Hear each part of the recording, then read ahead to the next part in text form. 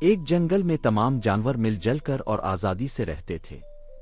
اسی جنگل میں ایک بوڑھا شیر آ کر رہنے لگا۔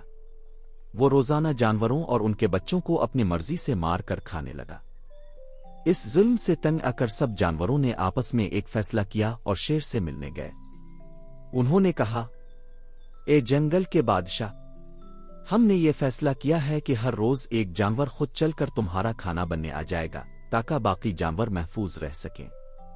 جانوروں کی فریاد سن کر شیر مان گیا۔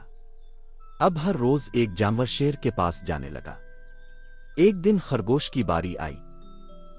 خرگوش جان بوجھ کر مقررہ وقت سے دیر سے پہنچا۔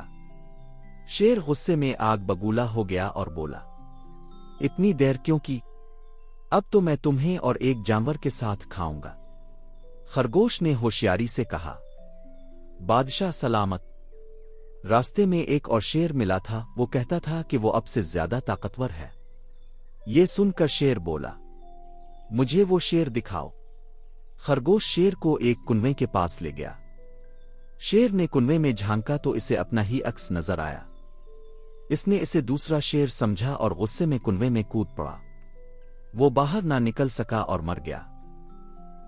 اس طرح خرگوش نے اپنی عقل اور چالاکی سے جنگل کے تمام جانوروں کو شیر کے ظلم سے نجات دلائی۔ سب جانوروں نے خرگوش کی بہت تعریف کی اور پھر سے خوشی خوشی رہنے لگے۔